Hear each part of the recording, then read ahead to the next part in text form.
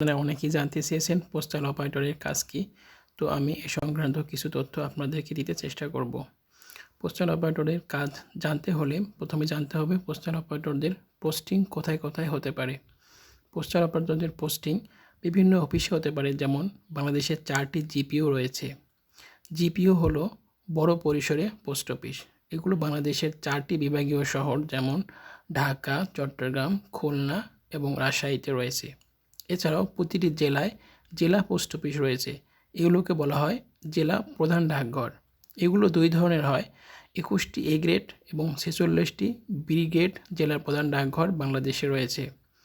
A grade এবং B grade জেলার প্রধান ডাকঘরের কার্যক্রম মোটামুটি একই এবং জিপিওর কার্যক্রমও একই, তবে জিপিওর পরিধি একটু বেশি।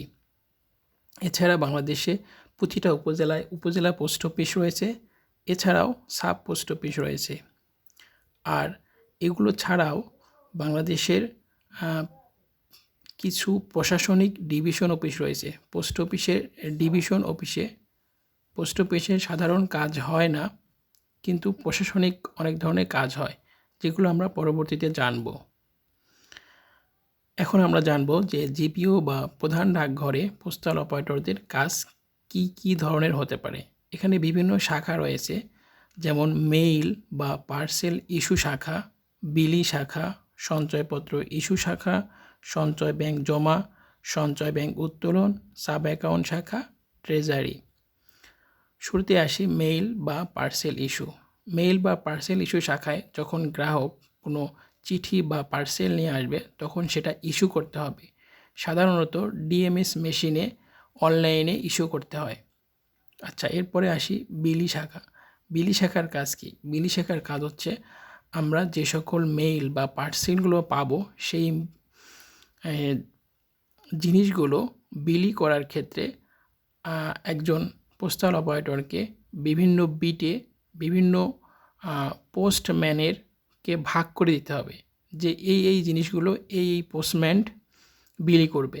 সেগুলো ভাগ করে দিয়ে খাতায় এন্ট্রি করতে হবে, অর্থাৎ সেগুলো খাতায় তুলে রাখতে হবে। একজন পোস্টাল অপারেটর এই কাজগুলো করে থাকবে। তারপরে আসে সঞ্চয়পত্র ইস্যু। যে বিভিন্ন সঞ্চয়পত্রগুলো গ্রাহক কিনবে, সেগুলো একজন পোস্টাল অপারেটর, যিনি এই সঞ্চয়পত্র কাউন্টারে থাকবেন, তিনি সেই ব্যক্তির নামে এগুলো ইস্যু করে দিবে, অর্থাৎ সেই ব্যক্তির নামে কিনে দিবে সঞ্চয়পত্রটা। তো এরপরে আসি সঞ্চয় ব্যাংক জমা। অনেক গ্রাহক সঞ্চয় ব্যাংকে টাকা জমা রাখে, অর্থাৎ তার ফিক্সড ডিপোজিট বা সেভিংস অ্যাকাউন্ট থাকবে, সেখানে তিনি টাকা জমা করে রাখবে। তো সেই গ্রাহক যখন টাকা জমা দিতে আসবে, তখন সেই কাউন্টারে যিনি থাকবেন, যে পোস্টাল অপারেটর থাকবেন, তিনি সেই জমা টাকাটা গ্রহণ করবেন এবং দিন শেষে সেই টাকাটা ট্রেজারিতে জমা দিয়ে আসতে হবে। এরপরে আসবে সঞ্চয় ব্যাংক উত্তোলন। সঞ্চয় ব্যাংক উত্তোলন কাউন্টারে যিনি থাকবেন, তিনি কি করবেন? তিনি গ্রাহকের জমাকৃত টাকাগুলো যখন কেউ তুলতে আসবে, সেই গ্রাহককে সেই টাকাটা দিতে হবে। এটাই তার কাজ। এরপর আসে সাব অ্যাকাউন্ট শাখা। জিপিও বা জেলা প্রধান ডাকঘরগুলোর অধীনে কিছু পোস্ট অফিস থাকে। সেই পোস্ট অফিসের হিসাব সংক্রান্ত কাজগুলো এই সাব অ্যাকাউন্ট শাখার পোস্টাল অপারেটর করে থাকেন। আর এরপরে আসছে ট্রেজারি। ট্রেজারির কাজ হলো টাকা পয়সার হিসাব নিকাশ ঠিক রাখা। তো এরপরে আচ্ছা, এই যে বিভিন্ন শাখাগুলো, এই শাখাগুলোতে পোস্টাল অপারেটররা কাজ করে থাকেন। এক একজন পোস্টাল অপারেটর এক একটি শাখায় কাজ করে থাকে এবং একটি নির্দিষ্ট সময় পর পর শাখা পরিবর্তন করে দেওয়া হয়, অর্থাৎ একজন পোস্টাল অপারেটরকে এইগুলো শাখার প্রত্যেকটিতেই কাজ করতে হতে পারে। একটি নির্দিষ্ট সময় পর পর শাখা পরিবর্তন করে দেওয়া হয়।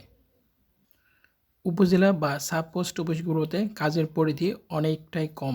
এখানে সঞ্চয় ব্যাংকের কাজ বর্তমানে বন্ধ আছে, তাই এখানে সাধারণত ইস্যু, বিলি, ডাক টিকিট বিক্রয় এ ধরনের কাজগুলো হয়ে থাকে।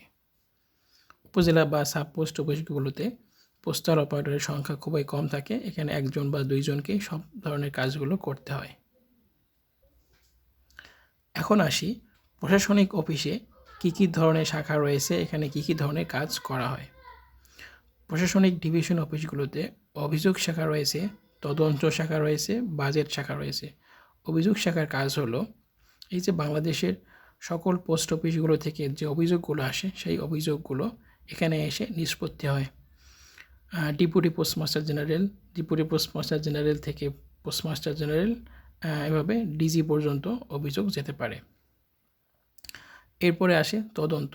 তদন্ত শাখার কাজ, যে তদন্তগুলো করতে হয় সেগুলো আমাদের এই প্রশাসনিক ডিভিশন অফিসের মাধ্যমে হয়ে থাকে। এই শাখার কাজ হলো সেই তদন্ত যে বিষয়গুলো আছে সেইগুলো নিয়ে কাজ করা। তো সেই তদন্তের বিষয়গুলো হ্যান্ডেল করে একজন পোস্টাল অপারেটর, আর তদন্ত করে থাকে পরিদর্শক। তারপরে দেখেন বাজেট শাখা। বাজেট শাখার কাজ হলো একটি ডিভিশন অফিসে বাজেট থাকে, সেই বাজেটগুলো বাজেট অনুযায়ী খরচ করা, অর্থাৎ সেই বাজেটটা মেনটেন করা। এছাড়াও আরও কিছু শাখা থাকতে পারে যেগুলোতে পোস্টাল অপারেটর কাজ করে থাকে।